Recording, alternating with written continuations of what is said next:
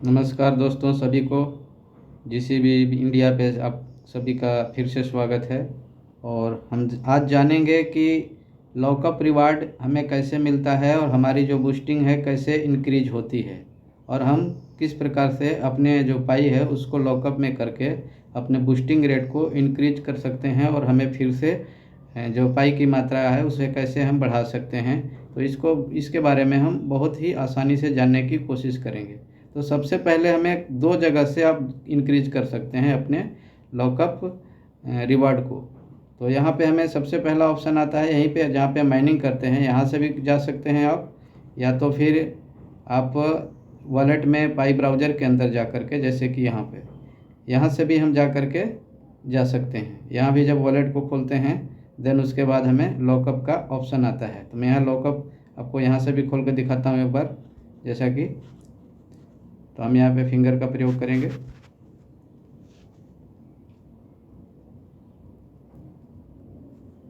और देख सकते हैं ये लॉकअप का ऑप्शन है। तो यहाँ पे हम क्लिक करेंगे जैसे ही लॉकअप पे, तो ये क्रिएट लॉकअप का ऑप्शन आ जाता है। और यहाँ पे जैसे हम क्लिक करेंगे क्रिएट लॉकअप पे, तो ये हमारा पूरा जो है इसका फार्मूला हमारे सामने खुलकर आ जाता है। तो हम यहाँ पे रीड का ऑप्शन है, ये रीड का ऑप्शन पे जाएंगे तो पूरा पैराग्राफ खुल जाएगा आपको कि किस प्रकार से यहाँ पर इनका फार्मूला काम करता है। तो इसको समझने के लिए और एक जगह से हम जा सकते हैं, तो इसको बैक करेंगे एक बार और हम यहाँ से भी जा सकते हैं। जैसे कि हम यहाँ पे इंक्रीज वाले ऑप्शन पे मैंने बताया था, यहाँ से भी जा सकते हैं। तो सेम आपको वहीं पे लेके जाएगा। तो ऑलरेडी मैं खोल चुका हूँ वहाँ पे, तो मैं वहाँ ही ले जाना चाहूँगा आपको, क्योंकि हमारा ये खुल चुका है।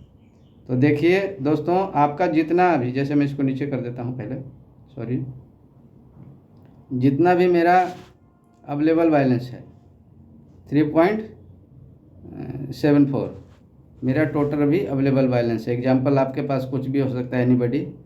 तो इसका फार्मूला है, हम जानने की कोशिश करेंगे कि लॉकअप रिवार्ड कैसे मिलता है।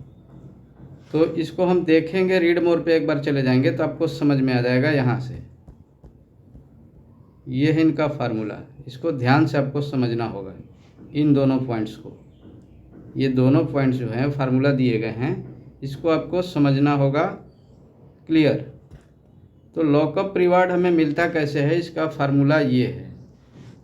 ये लॉकअप रिवार्ड मिलने का फार्मूला है हमें कि लॉकअप ड्यूरेशन, जितने समय के लिए हम लॉक करते हैं और जितने परसेंटेज, कितना परसेंटेज हम उसका लॉक करते हैं। तो lockup duration multiply lockup percentage, और आप कितने दिन से माइन करते हैं ये भी काउंट होता है कि आपकी हिस्ट्री क्या है माइनिंग की। तीसरी बात कि आपका माइनिंग बेस रेट क्या है, जो अभी करंट माइनिंग बेस रेट है उसको भी गुना करेंगे इससे। यानी कि आसान शब्दों में कहें तो lockup reward equal to lockup duration multiply lockup percentage multiply mining history multiply base mining rate, यही इसका फार्मूला है। तो इसको हम और भी इजी करेंगे, इजी करके समझेंगे कि ये कैसे काम करता है। एग्जाम्पल, जैसे आपने 0 टाइम के लिए 0 लॉकअप ड्यूरेशन लगाया तो आपको कुछ भी नहीं मिलेगा, 0 मिलेगा। दूसरा बात फिर से यहाँ देखेंगे कि 2 वीक के लिए यदि आप लगाते हैं लॉकअप ड्यूरेशन, तो आपको मिलता है, जितना ड्यूरेशन लगाएंगे उसका गुणा करेंगे इसमें कितने से, 0.1 से। अगर 6 मंथ के लिए लगाते हैं जितना आप, तो उसका मिलेगा आपको 0.5, यानी आधा। अगर जितना अमाउंट आप लॉकअप करते हैं तो यहाँ पे मिलेगा आपको 1 ईयर के बदले में, अगर 1 पाई लगाते हैं तो यहाँ मिलेगा 1 और मिलेगा। अगर 3 साल के लिए लगाते हैं आप जितना अवेलेबल अमाउंट को लॉकअप में, तो यहाँ 2 गुना मिलेगा, उसको मल्टीप्लाई कर देंगे जितना उतना से। अच्छा, लॉकअप परसेंटेज को भी समझना होगा कि मेरे पास कितना अवेलेबल है। एग्जाम्पल, आपके पास 5 पाई अवेलेबल है या 10 पाई अवेलेबल है, तो 10 पाई का 25% लगाना चाहते हैं तो उसके अकॉर्डिंग ही आपको मिलेगा। तो 10 पाई का जब आप 25% लगाएंगे तो यानी कि आपका हुआ कितना, ढाई पाई 2.5 लगाएंगे तो आपको 0.25 मिलेगा। यहाँ से इसको समझिए 0.25।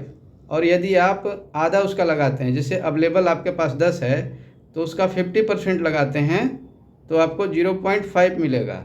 यदि आप उसका 90% यानी 10 में पाई है आपके पास और 9 पाई आप लगा देते हैं लॉकअप में तो आपको 0.9 मिलेगा। और 100% यदि 10 का 10 लगाते हैं आप तो यहाँ पे मिलेगा 1%।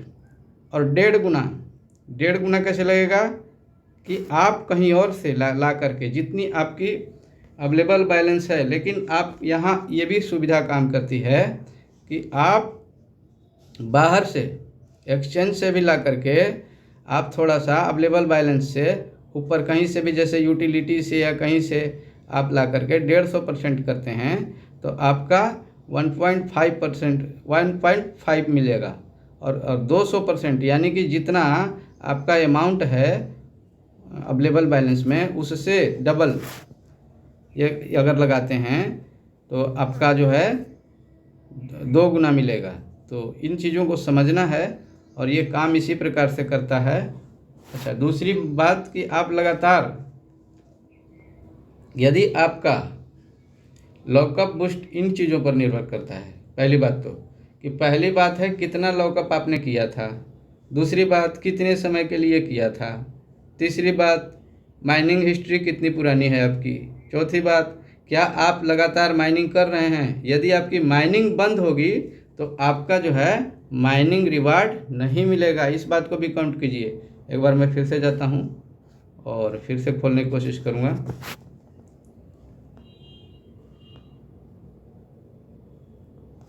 तो जो यदि हम माइनिंग नहीं कर रहे हैं, लॉकअप कर भी दिए हैं, तो उस समय हम खुद एक्टिव नहीं रहेंगे तो मुझे माइनिंग रिवार्ड भी नहीं मिलेगा, जैसा कि आप देख सकते हैं। और यदि पहले आपने 50% यानी कि जो भी आपका अमाउंट था उसका 50% ऑलरेडी पहले आप लॉक कर रखे हैं और मेननेट के बाद, ठीक है ना, ट्रांसफ़र के बाद फिर से आप यदि 50% लॉक करते हैं, यानी कि दोनों बार आप योगदान दे रहे हैं, तो आपको बेहतर आशा कीजिए कि आपका जो है लॉकअप बूस्टिंग रेट बनाने में मदद करता है। तो जैसे कि आप देख सकते हैं कि जैसे जैसे हम इसको स्क्रॉल करेंगे अवेलेबल बैलेंस की ओर तो हमारा देखिए बूस्टिंग रेट बढ़ते जाता है। इसको ध्यान से देखिए। अब जैसे 0 पे था, ये 0 पे था तो कुछ भी नहीं हलचल हुई, लेकिन मैंने इसको बढ़ा दिया तो देख सकते हैं ये बढ़ चुका, ये देखिए बढ़ चुका। और इसको 6 महीने के लिए करते हैं, 1 साल के लिए करते हैं तो देखिए ये और बढ़ गया 1 साल के लिए। और ये देखिए हमने इतना पाई कर दिया, तो यानी कि 90% हमने लॉक करने के लिए दावा कर दिया। अगर उसको 100% करते हैं तो देखते हैं क्या रिजल्ट आता है। अब इसको 100% कर देते हैं। देखिए हमने 100% लॉक किया, लॉक करने के लिए दावा किया है 1 साल के लिए। तो ये देखिए बूस्टिंग रेट हमारी जो है इस प्रकार से बढ़ गई। तो इसी प्रकार से ये फार्मूला काम करता है कि, और एक चीज़ें और इसमें स्पष्ट कर दें, जितना आपका माइग्रेंट हुआ है, टोटल माइग्रेशन यानी कि टोटल माइग्रेंट आपका हुआ है, उससे ज़्यादा आप लॉकअप नहीं कर सकते हैं। एक फार्मूला यही इसका मेन फोकस है कि आपका 9 नंबर में, जहाँ पे आप देखे होंगे कि जहाँ माइग्रेंट हो गया है, 9 नंबर में जितना अमाउंट आपके पास माइग्रेंट होके आया है उससे ज़्यादा आप लॉकअप नहीं कर सकते हैं, यानी उससे ज़्यादा बूस्टिंग रेट आप नहीं बढ़ा सकते हैं। तो जैसे जैसे आपके पास करोड़ों कॉइन क्यों ना हो, एक्सचेंज से KYB एक्सचेंज से लेकर आए हैं, लेकिन वो यूटिलिटी आप उसका उपयोग इकोसिस्टम में कर सकते हैं। एप्लीकेशन बनाना या कुछ और करना, जो भी आपका काम है उसमें आप उपयोग कर सकते हैं। लेकिन माइनिंग बूस्टिंग को, माइंड को आप जो लॉकअप बूस्टिंग है उसको आप इंक्रीज नहीं कर सकते हैं। एक्चुअली में जो आपके नेटवर्क में कमाया गया जो योगदान से यहाँ पे अर्न किया गया कॉइन है, जो माइग्रेटेड कॉइन है, उससे ज़्यादा आप यहाँ पे लॉकअप कर ही नहीं सकते हैं। तो यही इसका फार्मूला है।